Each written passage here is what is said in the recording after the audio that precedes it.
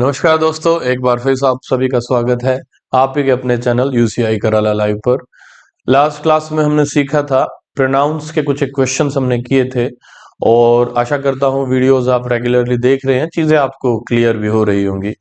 आज हम उन्हीं क्वेश्चन से आगे जो क्वेश्चंस हैं पीवाईक्यूज में मेनली जो हैं उन्हीं को करने की कोशिश करेंगे और समझने की कोशिश करेंगे कि चीजें कैसे एग्जाम में पूछी जाती हैं। अब इसे समझने के लिए आपको करना क्या है, कॉन्सेप्ट की जो हमारी पिछली वीडियोस है उनको बड़े ध्यान से देखना है आपने, ठीक है, और समझने की कोशिश करते हैं। चलिए, तो जो सेंटेंसेस हमने किए थे अभी तक उनके आगे के जो पीवाईक्यूज हैं आज वो करेंगे, कॉन्सेप्ट को समझेंगे, कोशिश करेंगे कि बिना रूल्स के आप चीजों को समझ पाए। तो एग्जाम में जो क्वेश्चंस जैसे जैसे आए हैं हमने वैसे ही आपके लिए जितना बेस्ट हो सका अवेलेबल कराए हैं क्वेश्चंस। देखिएगा, Rahul was present in the class except Raman and I। तो यहां हम I कर देंगे।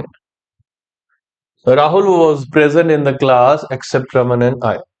अब इसमें गड़बड़ जो है वो ये है कि राहुल क्लास में प्रेजेंट था, ठीक है, किसके सिवाय? रमन के और आई के सिवाय। देखा जाए तो बहुत सिंपल सी बात है, जो एक्सेप्ट है, एक्सेप्ट है वो एक प्रपोजिशन है, प्रीपोजिशन। तो प्रपोजिशन के बाद जनरली जो आता है नाउन या प्रोनाउन, हम उसे कहते हैं ऑब्जेक्ट।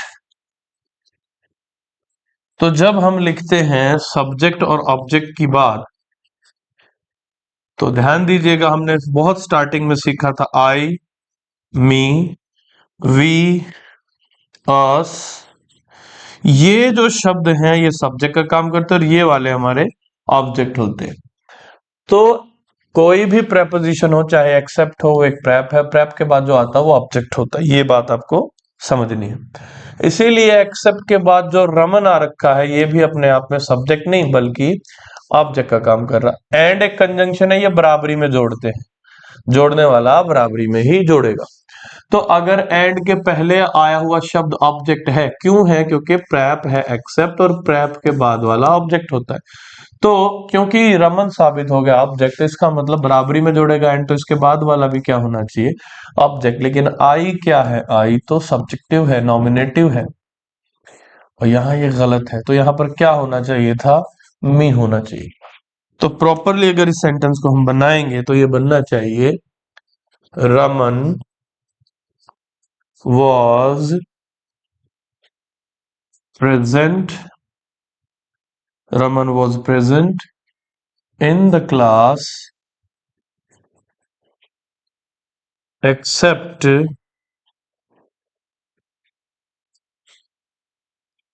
राहुल। ये राहुल था,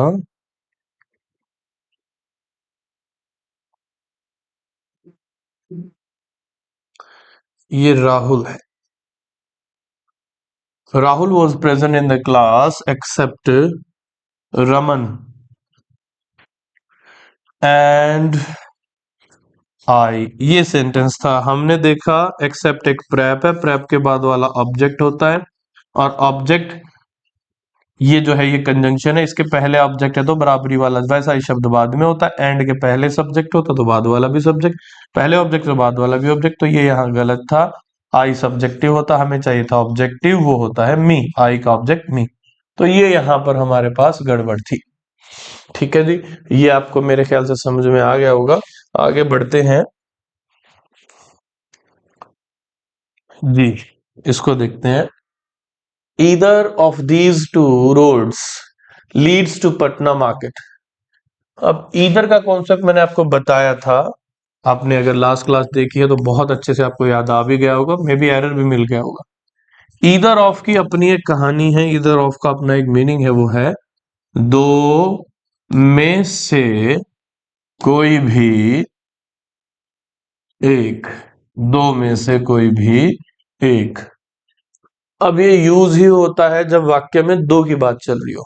मतलब ईदर ऑफ डेडिकेटेडली आप यूज करेंगे जब सेंटेंस में दो लोगों या दो वस्तुओं की बात हो रही हो। मोर देन टू में भी हमने कॉन्सेप्ट सीखा था, आपको याद होगा, वीडियोस हमारे पास अवेलेबल हैं और आपने वो वीडियोस देखी होंगी। तो उसमें हमने एक कंपैरिजन किया था, बहुत अच्छा कंपैरिजन था, ईदर का कंपैरिजन एनी वन ऑफ के साथ।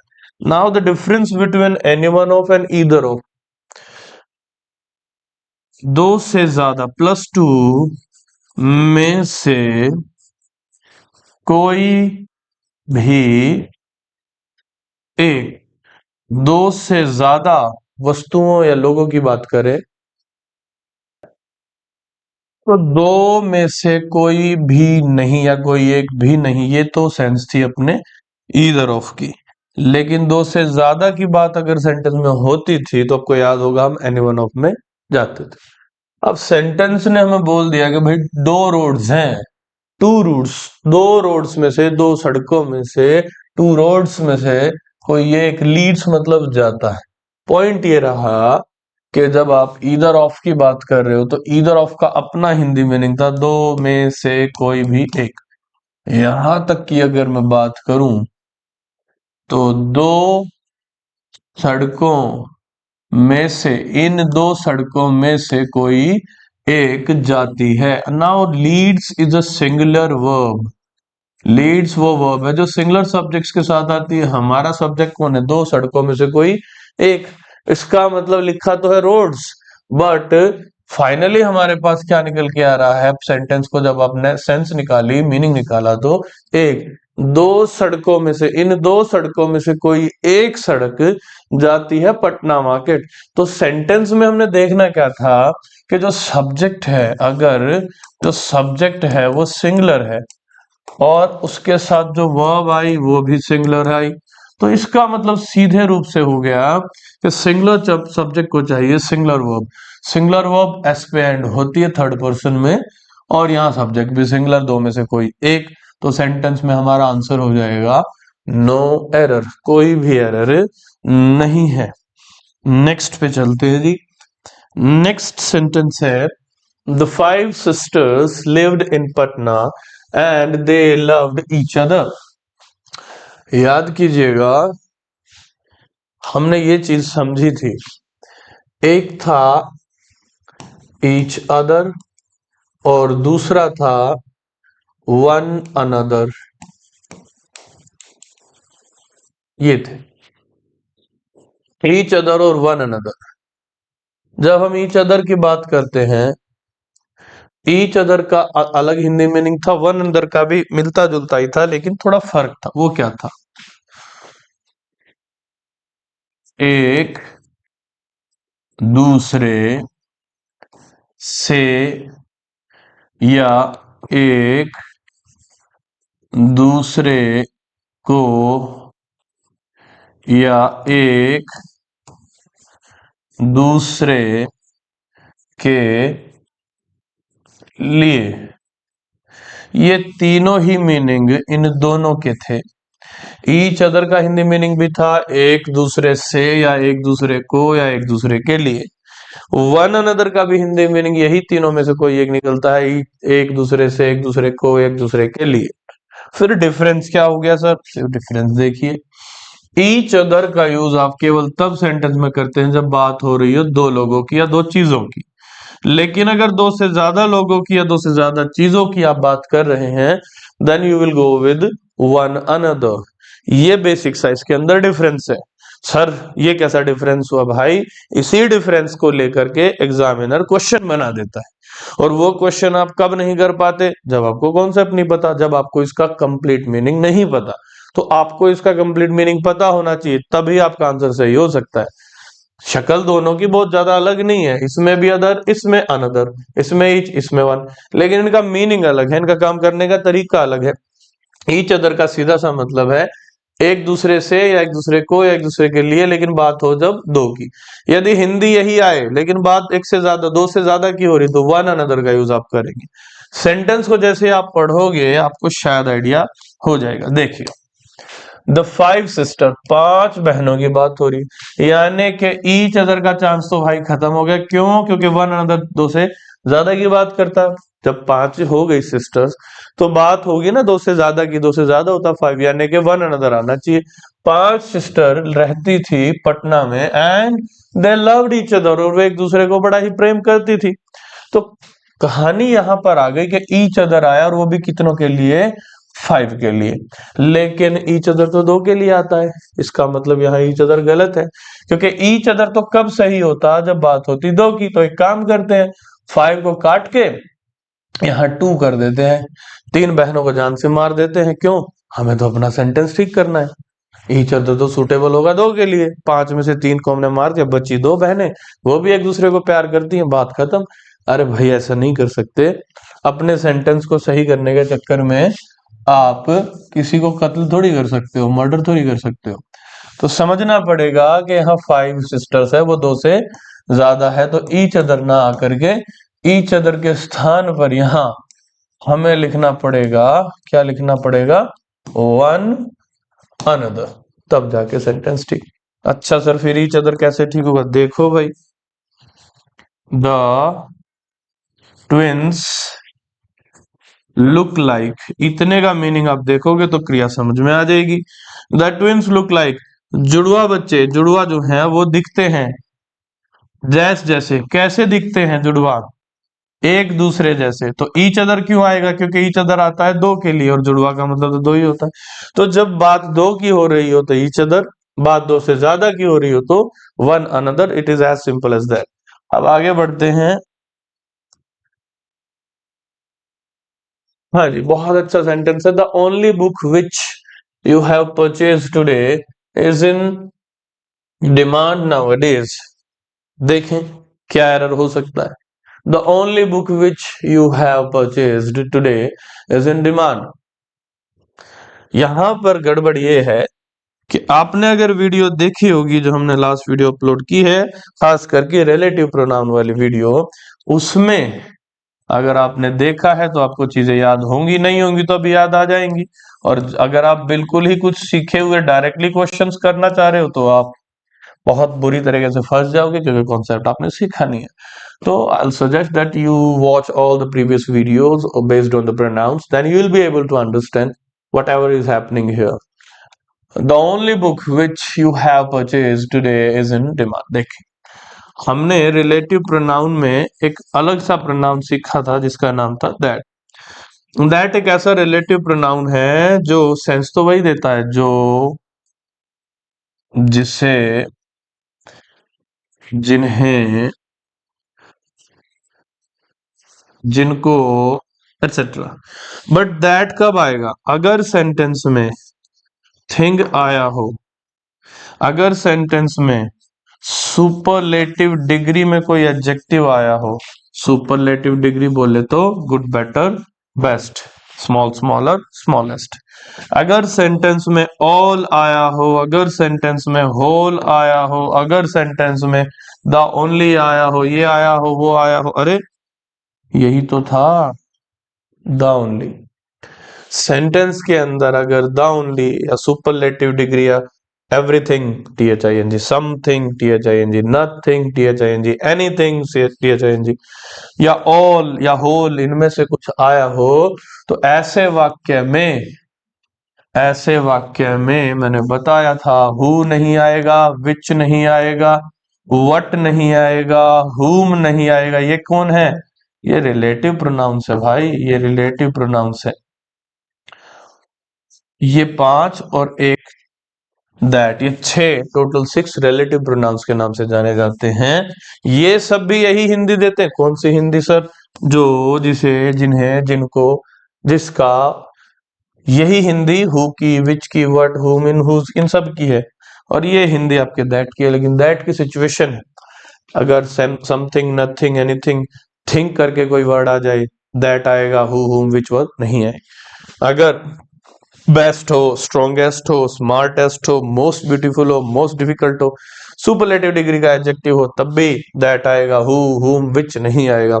सेंटेंस में ऑल आ गया सेंटेंस में WHOLE होल आ गया, सेंटेंस में द ओनली शब्द आ गया, तो फिर हु विच वट नहीं आएगा, द ओनली आ गया, हु विच वट नहीं आएगा, इसके जगह पर किसे आना चाहिए था, दैट को, तो एरर हो गया आपका पार्ट 2। यहां से लेकर यहां तक पार्ट 1 है और यहां से लेकर यहां तक पार्ट 2 है, तो एरर आपको मिला पार्ट 2 में, विच की जगह पे आना था दैट। ये रिलेटिव का कॉन्सेप्ट था जो हमने किया था, जो आपने वीडियोस नहीं अगर देखी होगी तो घबरा रहे होंगे। चलिए आगे नेक्स्ट सेंटेंस पे चलते हैं। Myself and Mukesh will take care of the function on Monday. ये जो सेंटेंसेस हम आपको करा रहे हैं, जो PYQs हम दे रहे हैं, क्वेश्चंस को अरेंज करना, क्वेश्चन को एक सिस्टमैटिकली तरीके से अरेंज करना, रॉ मटेरियल हम टीचर्स फैकल्टीज तैयार करते हैं, फिर वो हम जो हमारे मैनेजर साहब हैं उनको दे देते हैं, वो इनको अरेंज करते हैं, कई कई बार ड्राफ्टिंग करते हैं, उधर से उधर उधर से इधर, फोंट बड़ा छोटा, मतलब बहुत मेहनत लगती है माय डियर। क्वेश्चन जो आपको ऐसे ही मिल रहे हैं बहुत अच्छे तरीके से, जो कंटेंट ओरिजिनल मिल रहा है, वो इसी कारण मिल पा रहा है कि हम एफर्ट्स डाल रहे हैं, और कोशिश क्या है कि आपको बेस्ट चीजें बहुत इजीली, बहुत आराम से, फ्री ऑफ कॉस्ट फिलहाल तो, और वो कंटेंट जो एग्जाम में आता है, आता रहेगा, अभी भी आएगा, आपको बहुत आराम से इजी तरीके से एक्सप्लेन भी किया जाए, वो आप तक पहुंचे। तो कोशिश ये है। अब उसका वर्थ कब होगा? It will be worthful if you watch the movie, watch the content, watch the things that the productions is offering you। मतलब हम भी एक प्रोडक्शन ही है और आप जैसे मूवीज देखते हो, तो मूवी देखने का, पैसे खराब करने का फायदा तब है जब आप उसको कंप्लीटली ऑब्जर्व करो। तो आप अगर वीडियो थोड़ी देखोगे, स्किप करके देखोगे, अपनी मर्जी से कहीं देख ली कहीं, सो वो तो खाना पूर्ति हो गई। हमारी, मेरी, जितना भी हमारा मैनेजमेंट है, सभी की मेहनत पे एक तरीके से आपने वो पानी फेर दिया और खुद को बेवकूफ बना लिया, क्या सोचकर, अरे मैंने देखी तो है वीडियो, प्रणाम से क्वेश्चन तो मैं ऐसे कर दूंगा चुटकियों में। भाई मेरे, इतना इजी होता, अगर इतना ही आसान होता तो जो भी है एक बार वीडियो देख के सो जाता, दोबारा देखने की जरूरत नहीं थी, पेन पेपर उठाने की जरूरत नहीं थी, अपना दिमाग लगाने की जरूरत नहीं थी। तो आप वीडियो देखते और आपका एग्जाम मान लो कल है, एक दिन पहले सारे सब्जेक्ट की वीडियो देख लेते, खत्म, आपका पेपर पास, आप ज्वाइन कर लेते कहीं ना कहीं। ऐसे नहीं होता। आपको जो चीज मिल रही है उसकी वैल्यू भी आपको करनी चाहिए, उसकी कद्र भी करनी चाहिए।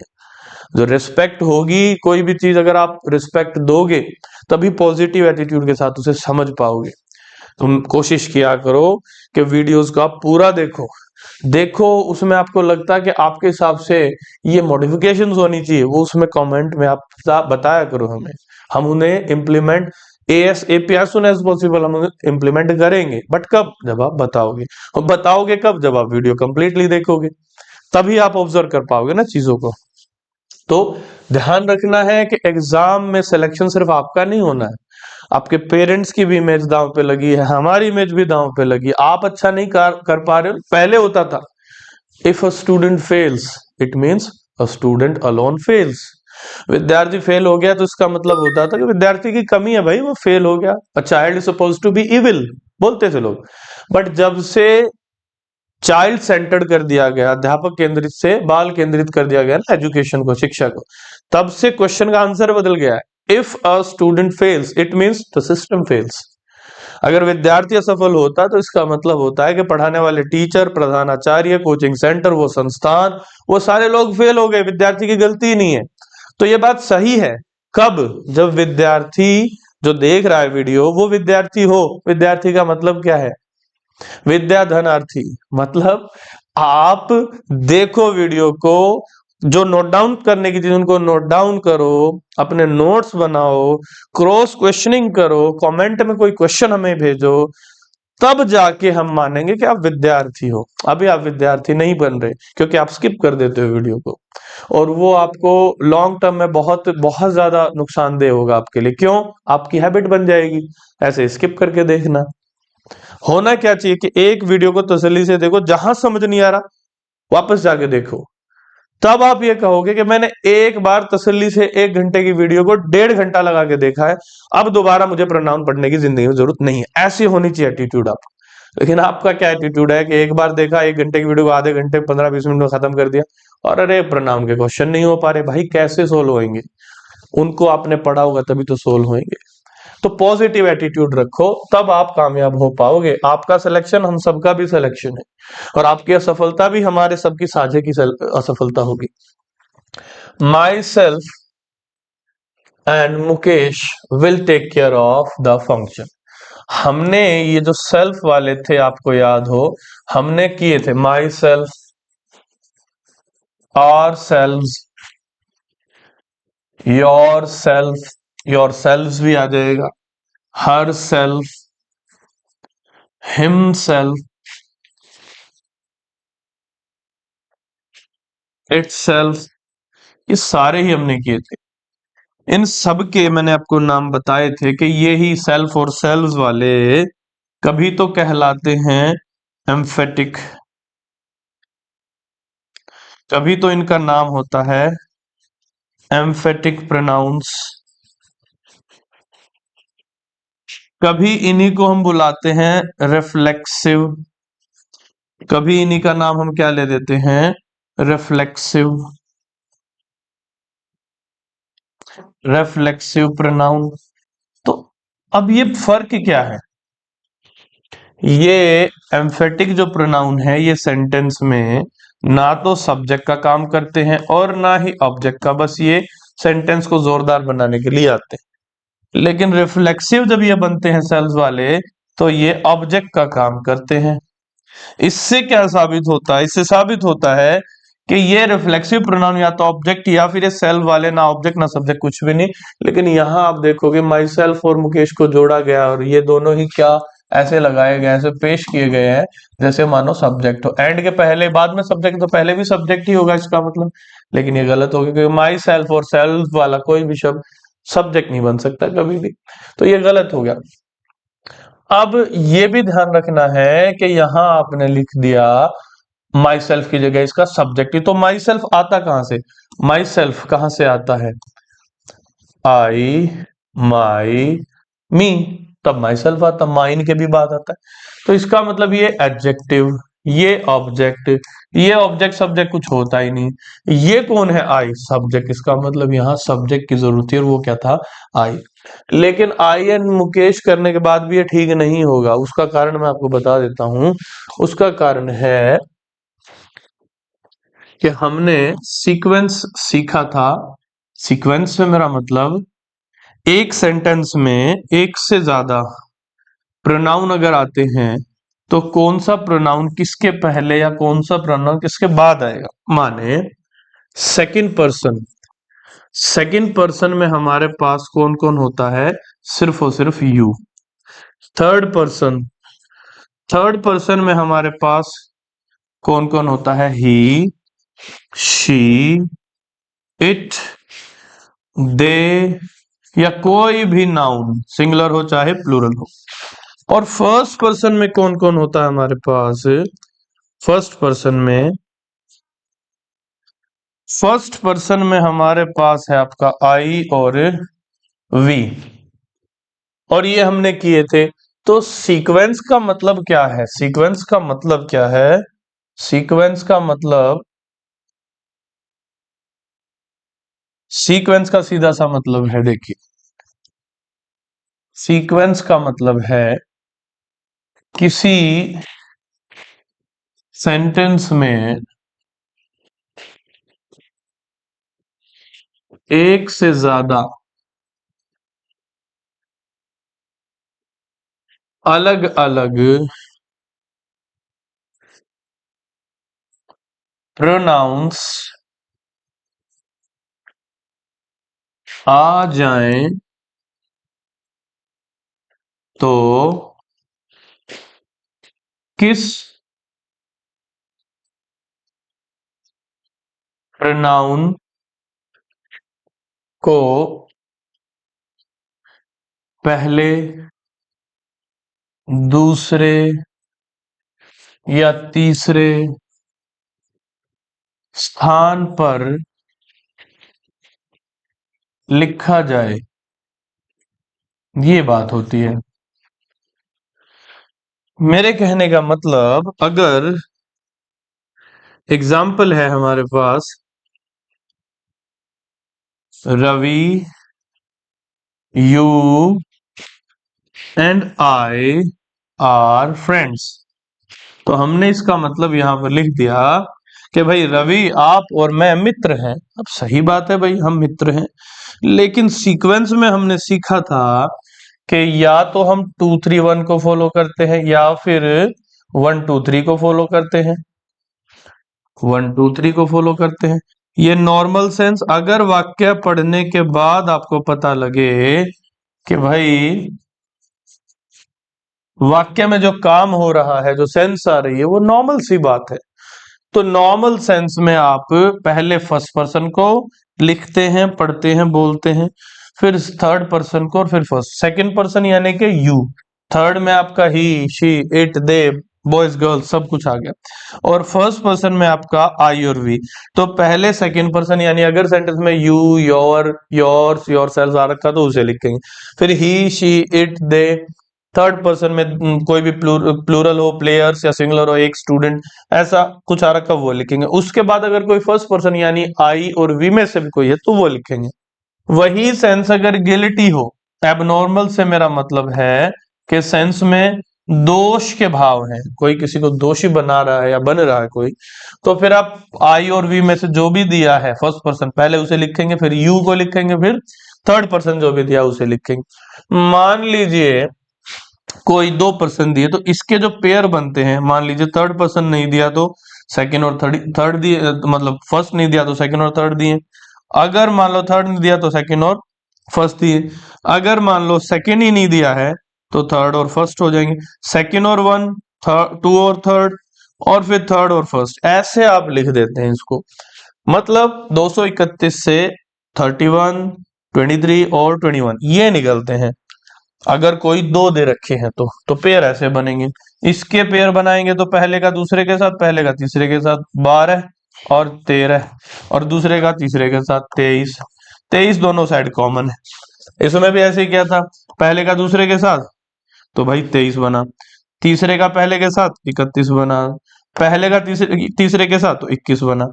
तो अगर नॉर्मल सेंस है तो आप 31, 23, 21 या 231 तीनों होने पर, एबनॉर्मल यानी गियलिटी दोष के भाव में तो 12, 13, 23 या फिर 123 का आप यूज करते। अब यहाँ जो सेंटेंस है कहता है रवि आप और मैं मित्र हैं। रवि कौन सा पर्सन? Third person. यू हमेशा सेकंड होता है, और आई और वी, आई भी और वी भी फर्स्ट। तो अब हम देखें तो ये तो फर्स्ट पर्सन, तो बन क्या गया 3 2 1। 321 तो होता ही नहीं है, तो 231 होता है, 123 होता है, तो ये तो होता ही नहीं। अब देखते हैं कि फ्रेंड्स होना कैसी बात है, पॉजिटिव बात है, इसमें तो कोई गिल्टी भाव है ही नहीं। तो जब पॉजिटिव बात है तो होना क्या, नॉर्मल बात है। नॉर्मल तो पहले सेकंड पर्सन आना था, फिर थर्ड आना था, फिर फर्स्ट। तो सेकंड पर्सन आना था यू, यानी कि रवि की जगह आना था यू, फिर आना था थर्ड पर्सन। थर्ड पर्सन कौन है? रवि, यानी रवि को इसके बाद आना था आई। बिल्कुल सही है, ये तब जाके सही होता। अब ऐसा ही यहां पर है, आपने समझना है कि अगर आप माई सेल्फ तो सब्जेक्ट नहीं बनता, इसकी जगह आपने आई लिख भी दिया तो मुकेश कौन सा पर्सन है? Third person. मुकेश आपका थर्ड पर्सन, और आई कौन सा पर्सन? फर्स्ट। अब फर्स्ट पर्सन है आई, तो 1 और 3 का पेयर कब बनता है? 13, 13 कब बनता है? जब गिल्टी भाव। सेंटेंस में तो कोई गिल्टी भाव है नहीं, take care of the function, ऐसी बात हो रही, पॉजिटिव नॉर्मल है। तो नॉर्मल में क्या होना चाहिए? थर्ड फर्स्ट पर्सन पहले और फर्स्ट पर्सन बाद में। तो हम इसे क्या लिखेंगे? मुकेश, यानी कि थर्ड पर्सन पहले मुकेश एंड आई, ये लिखा जाएगा। आई होप क्लियर हो गया होगा आपको। नेक्स्ट पे चलते हैं, ये आ गया। The director asked the candidate to what state he came from. अब सेंटेंस को एक बार रीड कीजिए और देखिए अटेम्प्ट करके क्या एरर आपको लग रहा है इसमें, फिर मैं बताता हूं।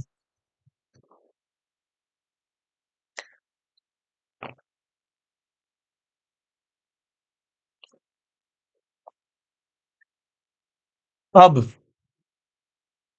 देखिएगा, डायरेक्टर जो है उसने पूछा, कैंडिडेट से पूछा to what state he came from.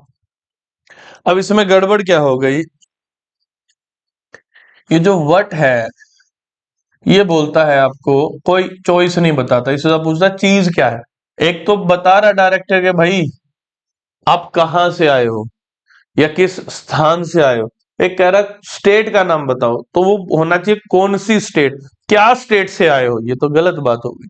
State तो स्टेट हमें पता है, हमारे पास स्टेट से।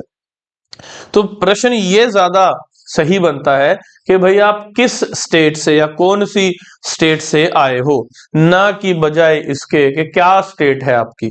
क्या स्टेट में तो आपकी दशा हो रही है, क्या हालत है आपकी। स्टेट का एक और मीनिंग हो जाएगा ना, हालत। He is not in a good state बोलते हैं, he is not in a good state, वो अच्छी हालात में नहीं है। तो यहां स्टेट का मतलब तो भाई राज्य है, ठीक है। और राज्य है तो होना चाहिए क्या स्टेट, या होने चाहिए कौन सी स्टेट। और कौन सी मतलब चॉइस, चॉइस कौन बताता है, विच, ठीक है। तो यहां पर जो वट है उसकी जगह आना चाहिए विच। क्यों आना चाहिए सर, समझ नहीं आया बेटा, समझ आएगा, एक बार मीनिंग निकालो। डायरेक्टर ने आस्क किया, पूछा कैंडिडेट से कि वह कौन सी स्टेट से आया है, या क्या स्टेट से आया, कौन सी स्टेट से आए हो भाई, स्टेट का नाम बता दो। कौन सी जो मीनिंग होता है, कौन सा, कौन सी, कौन से, वो विच का मीनिंग, वट का मतलब तो क्या होता है, तो क्या स्टेट है यहाँ सुटेबल नहीं है, क्या राज्य नहीं, कौन से राज्य से आए, इसीलिए यहां पर वट की जगह विच आएगा। नेक्स्ट पे बढ़ते हैं।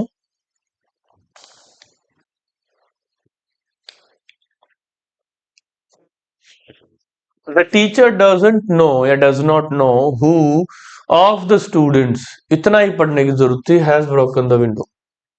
देखिए सेंटेंस का मीनिंग एक बार समझ लीजिए, क्या कह रहा है। टीचर ने नहीं जानता है, अध्यापक को नहीं पता है, हु ऑफ द स्टूडेंट्स, विद्यार्थियों में से, हु ने मतलब विद्यार्थियों में से कौन ने, हु का मतलब कौन, टीचर नहीं जानता है विद्यार्थियों में से कौन ने खिड़की तोड़ी है। कौन ने या किसने खिड़की तोड़ी है, कौन से विद्यार्थी ने, विद्यार्थियों में से कौन सा ऐसा है जिसने खिड़की, तो अभी हमने सीखा कौन सा, कौन सी, कौन से। तो समझो इसे, यहां पर भी क्या आना चाहिए, जो चॉइस की बात करें ना, कौन से वाला, कौन सी वाली, कौन से वाले, तो वहां विच आता है। तो आंसर आपका आ गया पार्ट 2, जिसमें कि हु गलत था, उसके प्लेस पर विच आना चाहिए था। नेक्स्ट की ओर बढ़ते हैं। The Bharatiya Janata party was ready to prove the majority and their political existence. बहुत बढ़िया प्रश्न है। अब देखिए, आई डू माई ड्यूटी,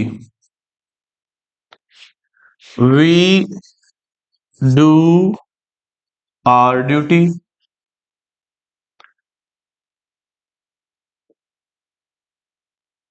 और they do their duty, that is correct. He does his duty, she does her duty. Now the point is, अगर मैं कहूं रवि डज हिज ड्यूटी, तो करेक्ट और इनकरेक्ट। भाई हिज किसके अकॉर्डिंग आया, रवि, रवि की वैल्यू क्या है, ही के हिसाब से ही जाना चाहिए।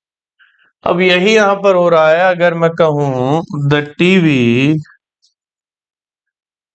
Is not doing dash duty. अब टीवी के लिए हम क्या लगाएं कि ये सेंटेंस करेक्ट हो जाए। The TV is not doing my duty, the TV is not doing our duty, the TV is not doing their duty, the TV is not doing his duty, the TV is not doing her duty, या the TV is not doing its duty. अब TV की value क्या होगी, आई we you they में से क्या हो सकती है। टीवी की वैल्यू है नॉन लिविंग यानी कि इट, टीवी की वैल्यू है इट। इट के अकॉर्डिंग यहां पर क्या आना चाहिए, it is not doing its duty, तो यहां पर हमारा आंसर आएगा इट्स। तो यही बात यहां पर समझनी थी आपने, इट्स, कि भाई यहां पर कौन कह रहा है, the Bharatiya Janata party was ready, भारतीय जनता पार्टी रेडी थी, किस लिए रेडी थी, प्रूव करने के लिए, साबित करने के लिए, क्या, अपनी बहुमत साबित करने के लिए, majority, and their political existence, और अपना राजनीतिक अस्तित्व साबित करने के लिए भी बहुत ही ज्यादा मेजोरिटी के साथ तत्पर थी, रेडी थी, तैयार थी। तो भाई देयर तो तब आता जब कोई दे होता। भारतीय जनता पार्टी क्या है? इट्स अ पार्टी, ये तो देश की पार्टी है भाई। पार्टी तो एक ही है, भारतीय जनता पार्टी 5 पार्टीज नहीं है, एक पार्टी का नाम है भारतीय जनता पार्टी, दूसरी उस जैसी कोई है ही नहीं। तो इट के हिसाब से आप इसे भारतीय जनता पार्टी को क्या मानोगे? भारतीय जनता पार्टी बराबर है आई, या भारतीय जनता पार्टी बराबर है वी, या दे, या ही, या शी, या फिर इट? नॉन लिविंग के लिए इस ग्रुप एक संगठन का नाम है जो कि इट में जाता है। इट के अकॉर्डिंग यहाँ पर देयर की जगह क्या आना चाहिए था? इट्स आना चाहिए था। भारतीय जनता पार्टी अपनी छवि को सही कर रही है, अपने हिसाब से हो रहा सिस्टम, अपना पॉलिटिकल। तो भारतीय जनता पार्टी ये आपका नॉन लिविंग हो गया, इसलिए इट्स। नेक्स्ट पे बढ़ते हैं। ये बहुत अच्छा सेंटेंस है। This is the girl whom won the gold medal in the debate competition। अब देखो, ये कहता है दिस इज द गर्ल, ये वो लड़की। कौन सी लड़की है भाई? जिसने, ये वो लड़की है जिसने जीता, वन मतलब जीता, जिसने जीता है गोल्ड मेडल डिबेट कंपटीशन में। ये वो लड़की है जिसने जीता। तो जीतने का काम किसने किया? लड़की ने। लड़की थी जिसने, तो यहां पर हुम नहीं, हु आएगा, क्योंकि हु सब्जेक्टिव होता है, नॉमिनेटिव होता है, और हुम आपका ऑब्जेक्टिव होता है, एक्यूजेटिव भी हो सकता है। तो यहां पर हुम की जगह क्या आएगा? Who. Who one the gold medal, जिसने जीता गोल्ड मेडल। इस टाइप से आप, और ये भी हमने किया था डिस्कशन, हु और हुम में डिफरेंस ये है कि हु सब्जेक्टिव के लिए यूज होगा, हु सब्जेक्टिव फॉर्मेशन है, और हुम जो आपका है वो बेसिकली ऑब्जेक्टिव के लिए यूज होता है, ऑब्जेक्टिव की फॉर्मेशन कहलाता है। आगे बढ़ते हैं, देखिएगा। वेर एवर दे गो, जहां कभी, वेयर का मतलब तो कहां या जहां, एवर लग जाए तो जहां कहीं। Wherever they go, Maithilis easily adapt themselves to local circumstances. अब I, me, my, mine, my self, ये हो गया जी। इसमें क्या क्या है? ये सब्जेक्ट है, ये ऑब्जेक्ट है, ये पॉजेसिव एडजेक्टिव्स हैं, ये पॉजेसिव प्रोनाउंस हैं, ये रिफ्लेक्सिव या एम्फेटिक प्रोनाउंस हैं। इसके बाद वी, अस, आर, आर्स और आर सेल्व्स। इसके बाद यू, ऑब्जेक्टिवली एंड सब्जेक्टिवली दोनों स्पेलिंग सेम होती है, यू यू। योर, ये आर्स था, योर्स, और एक योर सेल्फ बनेगा और एक बनेगा योर सेल्व्स। क्यों बना? क्योंकि जितने भी सिंगुलर हैं उनमें लगता है सेल्फ, जितने भी सिंगुलर होंगे उनमें लगेगा सेल्फ, जितने भी प्लूरल होंगे उनमें लगेगा सेल्व्स। सेल्फ, जब यू एक सामने वाला बंदा हो तो सेल्फ, ज्यादा हो तो सेल्फ। वैसे ही अगर आप दे का बनाओगे तो दे, देम, देयर, देमसेल्व्स, ऐसे बनेगा। Them, they, them, their, theirs possessive adjective, theirs, और देमसेल्व्स, themselves। अब इसमें भी SELVES आया, कारण क्या था? कारण मैं आपको बता रहा हूं, ये जो बहुवचन है वो SELVES लेते हैं, SELVES, सेल्फ लेते हैं प्लूरल सारे। सेल्फ तो सिर्फ सिंगुलर, ही का हिमसेल्फ, शी का हर सेल्फ, इट का it self, SELF, SELF, SELF। लेकिन प्लूरल वाले जितने भी हैं वो SELVES, SELVES सेल्व्स लेंगे। इसे आप देखोगे तो बात हुई है दे गो, वे जाते हैं। तो भाई दे के हिसाब से यहां देम सेल्फ नहीं आएगा, देम सेल्व्स आएगा, देम सेल्स आएगा। तो आंसर बन जाएगा, गड़बड़ थी, त्रुटि थी थर्ड पार्ट में, ये आपका आंसर बन गया। आगे बढ़ते हैं जी। ये आ गया आपका, Sheela is more beautiful, Sheela is more beautiful than हर।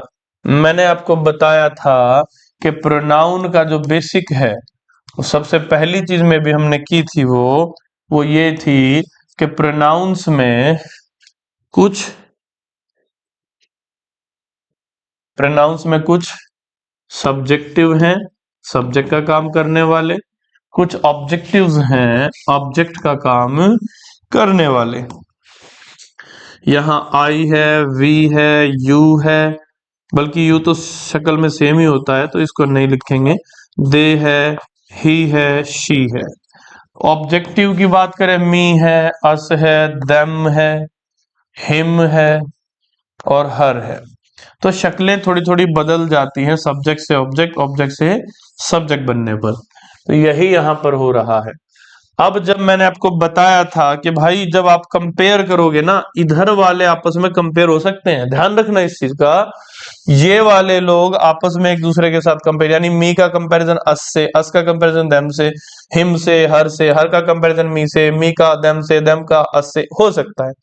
आई का कंपैरिजन वी से कर सकते हो, आई का कंपैरिजन दे से कर सकते हो, आई का कंपैरिजन ही से कर सकते हो, आई का कंपैरिजन शी से, शी वी का कंपैरिजन दे से, वी का ही से, शी का ही का दे के, ये सारे कंपैरिजन आपस में हो सकते। क्या नहीं हो सकता?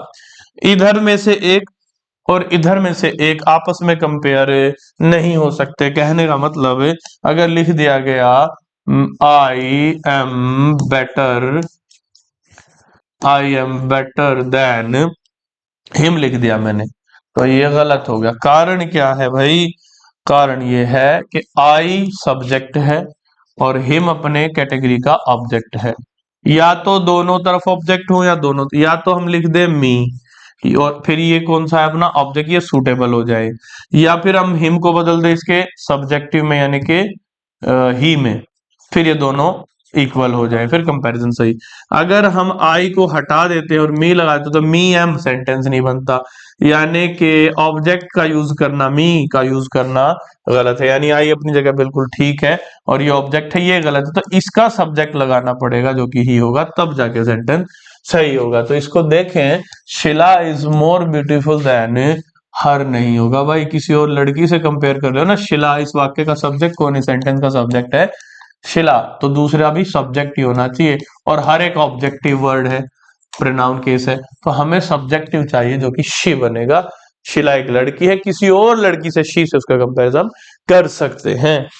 कंपैरिजन बराबरी में होता है, हमने सीखा था।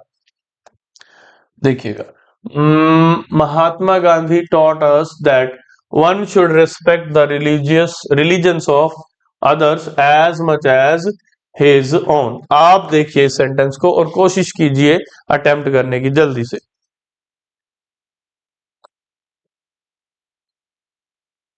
तो आपने अटेम्प्ट किया होगा और आपको एरर मिल भी गया होगा मेरे हिसाब से।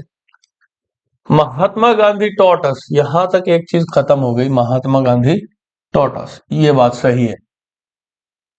That one should respect the religions of others।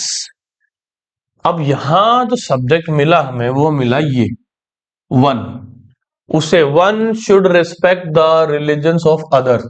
एक आदमी को, वन को, हर एक को दूसरों के रिलीजन्स की भी आस्था करनी चाहिए, उसका रिगार्ड करना चाहिए, रिस्पेक्ट करनी चाहिए। एज मच एज, उतना ही करना चाहिए जितना वो अपना खुद का करता है। कौन खुद? वन।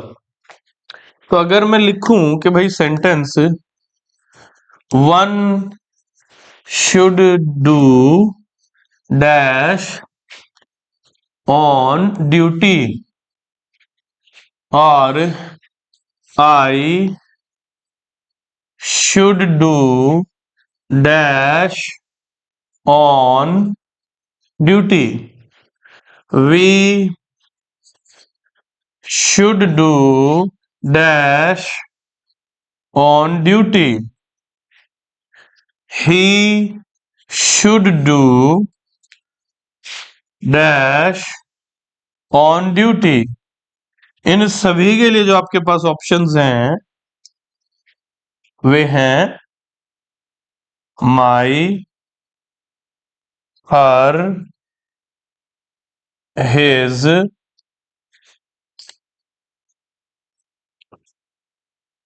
वंस, वन लिख के और अपोस्ट्रोफे एस, और ये सब है, ये आपके ऑप्शंस हैं। अब देखिएगा, जब हम कह रहे हैं पहले इनको, आई मुझे करनी चाहिए किसकी ड्यूटी, अपनी खुद की duty, I should do my own, I के अकॉर्डिंग आंसर क्या बनेगा, my, I should do my own duty. फिर कहता वी शुड डू, हमें करना चाहिए डैश ओन, तो हमें किसकी, we should do our own duty, we should do our own duty, I के अकॉर्डिंग माई आ गया, वी के अकॉर्डिंग, ही को किसकी ड्यूटी, ही शुड डू, ही किसकी ड्यूटी करेगा, अपनी ड्यूटी, उसकी अपनी हिज। तो वैसे ही सब्जेक्ट है वन, अब one should do my duty, one should do her duty, one should do his duty, one should do our नहीं, one should do one's duty. तो हर एक को अपनी अपनी ड्यूटी करनी चाहिए। इसका मतलब हुआ one, one according to one's. तो यही यहां पर भी गड़बड़ थी, देखो सब्जेक्ट हमारा था वन, इसीलिए one should respect the religion of others as much as one's own, यहां पर आना था अपने खुद की धर्म की भी उसको, रिलीजन की भी उसको जितनी जब करता, जितनी ज्यादा दूसरों की भी उतनी रिस्पेक्ट करनी चाहिए। It's a sentence. अब आगे बढ़ते हैं। He, you and I will go to visit the Taj Mahal together. अब सोचिए, बात हो रही है एक से ज्यादा, ही, यू एंड आई, तीन प्रोनाउंस आए। अभी अभी हमने बात करी थी थोड़ी देर पहले कि जब एक से ज्यादा प्रोनाउंस आते हैं, एक से ज्यादा प्रोनाउंस आते हैं, तो उनमें हम सीक्वेंस देखते हैं, यानी कि ऑर्डर देखते हैं, क्रम देखते हैं, कौन सा प्रोनाउन फर्स्ट पर्सन है, कौन सा सेकंड, कौन सा थर्ड। उसके हिसाब से अगर सेकंड पर्सन है, थर्ड पर्सन है, तो सेकंड और थर्ड का पेयर, फर्स्ट पर्सन सेकंड है उनका पेयर, तीनों के तीनों है, कोई फर्स्ट भी है, कोई सेकंड भी, कोई थर्ड भी, उनमें भी आप लिखते हैं। तो हमने सीखा था कि अगर नॉर्मल सेंस होगी तो सेकंड पर्सन पहले, थर्ड पर्सन उसके बाद में, और फर्स्ट पर्सन सबसे लास्ट। और अगर नॉर्मल से हट के बात हो, गिल्टीनेस की बात हो, तो भाई फिर आप किसी चीज के लिए रिस्पॉन्सिबल है, तो फिर फर्स्ट सेकंड थर्ड 123 आएगा, नहीं तो 231, 231। तो यहाँ बात आपने देखी, will go to visit the Taj Mahal, visit कर रहे हैं, नॉर्मल बात हो रही है, कोई ऐसी बातचीत है नहीं खास। तो ही कौन सा पर्सन है, ही है थर्ड पर्सन, यू कौन सा पर्सन, यू है सेकंड पर्सन, आई कौन सा पर्सन है, फर्स्ट पर्सन। तो ये तो कहीं होता ही नहीं, या तो 231 है जो कि नॉर्मल बातचीत में, नॉर्मल सेंस में हम कहते हैं, या फिर 123 है नॉर्मल में नहीं, ये तो गिल्टी सेंस, किसी पे दोषारोपण किया गया तब। तो 321 तो कहीं नहीं है, वो तो ना तो नेगेटिवली है ना पॉजिटिवली है, वो तो होता ही नहीं है भाई, सीधी सी बात है। तो यहाँ गड़बड़ ये हो गई। अब गड़बड़ हो गई है तो उसको सुधारना पड़ेगा।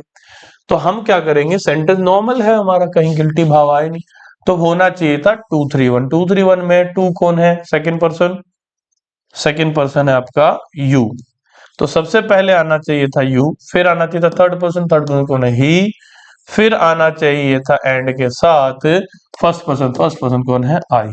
यानी कि हमने यू, ही एंड आई चाहिए, और हमारे पास है ही, यू एंड आई, तो इसकी जगह इसे लिख देंगे और इसकी जगह इसे लिख देंगे, यानी कि ही यू ना करके you comma he and I. तो आंसर आ गया पार्ट वन। पार्ट वन में गड़बड़ है आपकी, जो कि हम समझ चुके हैं। अब आगे बढ़ते हैं नेक्स्ट सेंटेंस की ओर।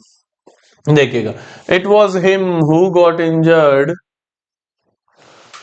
हाँ, ये भी पॉइंट हमने किया था। अब अगर आपको देखो, वीडियो का कॉन्सेप्ट अगर आप समझ आते तो कितना फायदा है। जिसको कॉन्सेप्ट पता है ना, वो सिर्फ इतना सेंटेंस पढ़ेगा।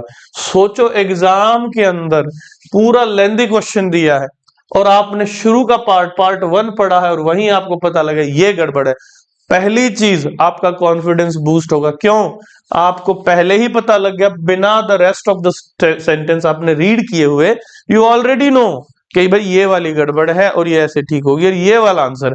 तो सोचो, आपका टाइम बच गया। इस टाइम में जब आप इतना पढ़ के सेंटेंस को क्लिक कर दोगे, ये वाला आंसर मुझे पता है, रीजन कॉन्सेप्ट दिमाग में है, तो आपका ये जो इतना यहां तक का टाइम बचेगा, ये टाइम आप दूसरे क्वेश्चन को दे पाओगे। इसी समय से आप दूसरे दो क्वेश्चन और अटेम्प्ट कर पाओगे। हो सकता है उनमें से एक आप अटेम्प्ट करके स्किप कर दो। लेकिन फिर भी इस अकेले क्वेश्चन ने, अगर कॉन्सेप्ट दिमाग में था तो कंडीशन है, इस अकेले क्वेश्चन ने आपका बहुत टाइम बचा दिया और बूस्ट अप कर दिया आपके कॉन्फिडेंस को। सोच के बताइएगा, क्या ऐसा नहीं होता एग्जाम के अंदर, जब आप एग्जाम दे रहे हो, रीड कर रहे हो, क्वेश्चन का सोल्व कर रहे हो, अटेम्प्ट कर रहे हो, आपका अगर कॉन्फिडेंस बहुत बढ़िया है तो आप ऐसे क्वेश्चंस जो थोड़े कंफ्यूजिंग है उनको सही कर जाते हो। लेकिन अगर आपका दिमाग खराब हो चुका है, हर क्वेश्चन का कॉन्सेप्ट याद ही नहीं है, कभी पढ़ा ही नहीं है, और आपको पता है कि गलत हो रहा है, आप स्किप भी नहीं कर रहे, हेड टेल कर रहे, ऐसे ही तुक्का मारे, तो आपका दिमाग खराब होगा, लो कॉन्फिडेंस आपका हो जाएगा, और उस समय फिर जो आने वाले क्वेश्चन है उनमें से भी दो चार आप गलत करके आओगे 100%। तो कॉन्फिडेंस बढ़ेगा जब आपके दिमाग के अंदर कॉन्सेप्ट बार बार हिलोरे मार रहा होगा, बता रहा, अरे भाई साहब यही तो है, यही तो सिखाया था सर ने, यही तो गड़बड़ हो गई। तो भाई उस गड़बड़ को याद करो। अगर हमने यही चीज सीखी थी कि जब सेंटेंस में बी आए, अब be is equal to is, be is equal to am, be is equal to are, was और वर, ये मैंने आपको बताया था। चाहे बी हो, इज एम आर हो, या वॉज या वर हो, इन पांचों में से, छह में से कोई भी हो, आई टोल्ड यू दैट हमारे को एग्जामिनर क्या करता, इनमें से कोई देगा, इसके पहले वाला हमें दे रखा होगा, गिवन देगा वर्ड, और इसके बाद वाला नहीं देगा, हमसे पूछेगा या फिर गलत दे देगा। तो पॉइंट ये था कि इसके पहले जो गिवन होगा या तो वो सब्जेक्टिव होगा या वो ऑब्जेक्टिव होगा। अगर पहले वाला इन छह में से कोई भी आ जाए, इनके पहले वाला अगर कोई सब्जेक्ट है तो इनके बाद वाला भी क्या होना चाहिए, फिर यहाँ पर सब्जेक्ट होना चाहिए, बराबरी। अगर पहले वाला ऑब्जेक्ट है तो बाद वाला भी ऑब्जेक्टिव यानी एक्यूजेटिव ही होगा। दोनों में डिफरेंस मैंने आपको बहुत क्लियरली बताया था। उसी को अगर आप देखोगे, समझोगे, तो देखिएगा कितना क्लियर बताया है कि वॉज की जो वैल्यू है वो बी है। उल्टा कर दो, बी की वैल्यू खुद बी भी है, बी की वैल्यू इज है, एम है, आर है, वॉज है, वर, ये सारी ही तो वैल्यूज है बी की। तो सोचो कि बी की इस वैल्यू के पहले इट आया और इट वॉज सुटेबल है, यानी ये वर्ब इसके हिसाब से, ये इसके हिसाब से, तो ये जो इट है ये क्या काम कर रहा है, एक्चुअली सेंटेंस के स्टार्टिंग में भी आया बिल्कुल, यानी कि इसके चांसेस हैं ये सब्जेक्टिव है। और जब इनके पहले कोई सब्जेक्टिव आ गया तो बाद वाला भी क्या होना चाहिए, सब्जेक्टिव। लेकिन आया क्या है बाद में, हिम। अब सारी दुनिया को पता है कि जो हिम है वो तो भाई ऑब्जेक्ट होता है, और हमें चाहिए इसका सब्जेक्ट, और इसका सब्जेक्ट क्या होता है, ही। इसीलिए मैं कह रहा हूं जिसको कॉन्सेप्ट पता था, फट से वो बिल्कुल 1 सेकंड के अंदर वो बोल देगा आंसर है फर्स्ट, हिम की जगह ही आना है। क्यों आना है, क्योंकि बी या वॉज या इज एम आर के पहले सब्जेक्ट तो बाद में भी सब्जेक्टिव आता है, और हिम तो ऑब्जेक्टिव है। इतना टाइम वो बचा जाएगा अपना कि 2 और क्वेश्चन अटेम्प्ट कर लेगा। इसीलिए मैं बार बार कहता हूं कि भाई कॉन्सेप्ट को सीखो। इंग्लिश में एक ही रूल है, one and only rule in English language is there, that there is no rule. कोई रूल नहीं काम करता, कॉन्सेप्ट काम करेंगे, हमेशा काम करेंगे। तो नेक्स्ट क्वेश्चन पे चलते हैं। I suppose you have heard the latest news. Girish has married that girl. बहुत अच्छा सेंटेंस है।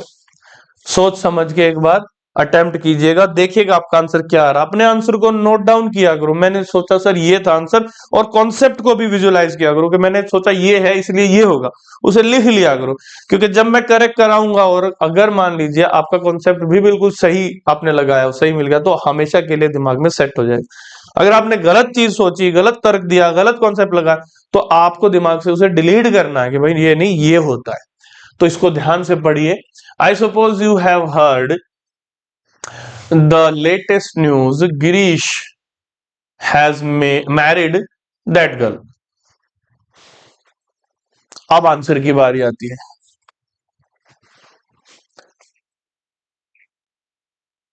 अब ये कहता है the latest news, the latest news. अब लेटेस्ट न्यूज क्या है, जब मैं कहता हूं यू हैव हर्ड, आपने सुना है, क्या सुना है भाई, ताजा खबर सुनी। क्या ताजा खबर थी, कि गिरीश। अब ये सोचने वाली बात है कि गिरीश, तो यहां पर जो सेंस आ रही है वो आ रही है बीच में मिसिंग की, और उसके लिए क्या लगना चाहिए था, that. I suppose you have heard the latest news that Girish has married that girl. बीच में कनेक्शन आना था, कोई रिलेटिव प्रोनाउन देना था जो कि दैट सुटेबल होगा। यही इसके अंदर गड़बड़ थी। अगर आप सेंस निकाल पाते तो बात बन जाती। अगर आप ऐसे पूछो, मुझे लगता है कि आपने लेटेस्ट न्यूज तो सुनी होगी, क्या लेटेस्ट न्यूज? अरे यही कि भाई की, यही की, तो उस की के लिए दैट आना था यहाँ पर। आगे बढ़ते हैं। सेंस अगर आप निकालोगे तो चीजें आपके लिए बहुत आसान हो जाएगी, कॉन्सेप्टलाइज चीजों को करोगे। As soon as I saw my mother, I ran to her and embraced her. अब देखिए यहां पर ये गड़बड़, जिसने सेंस निकाल ली क्वेश्चन सोल्व हो गया। कैसे हो गया देखिएगा। ज्यों ही, ज्यों ही मैंने देखा अपनी माँ को, जब हम छोटे छोटे थे, स्कूल से आते थे या स्कूल से जाने से पहले भी बहुत छोटे थे, तो हमें सबसे फेवरेट घर में कौन होता? सबका माँ, क्योंकि ज्यादा टाइम मदर के साथ स्पेंड करते हैं। तो माँ जब दूर से दिखती थी और अपने पास बुलाती थी तो हम भग के जाते थे। तो एम्ब्रेस का मतलब होता है आलिंगन में लेना, गले लगाना, गले लगाना, गले लगाना। देखिएगा, जो ही मैंने अपनी माँ को देखा, I ran, ran run ran run second form, मैं दौड़ा, टू हर उनकी तरफ दौड़ा। जो ही मैंने अपनी माता को देखा मैं उनकी तरफ दौड़ा, एंड एम्ब्रेस्ड हर और गले लगा लिया अपने आप को, मी को गले। मैं दौड़ा, मैंने देखा, मैं दौड़ा, मैं ही तो गले लगाने का एक्शन कर रहा हूं।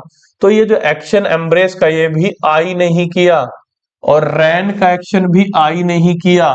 तीसरी बार आई लिखने की अलग से जरूरत नहीं थी, 2 बार ऑलरेडी आ चुका प्रोनाउन, इसीलिए नहीं लिखा। तो मैंने गले लगाया अपने आप को, मी को नहीं, अपनी माँ को गले लगाया, माता को। तो आई एम्ब्रेस्ड हर होना चाहिए, ना कि मी।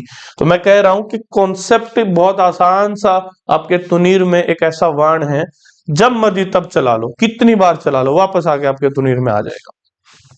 कॉन्सेप्ट को सीखिए, कॉन्सेप्ट सीखेंगे तो चीजें बहुत आसान हो जाएंगी आपके लिए करनी। नेक्स्ट है, he was unable to get a residence suitable for her wife and him. सोचो, ही वॉज अनेबल, वो असक्षम हो गया क्या लेने में? गेट अ रेजिडेंस, सुटेबल घर लेने में, सुटेबल निवास स्थान लेने में। किसके लिए सुटेबल? हर वाइफ के लिए। अरे भाई चिंतित कौन है? ही।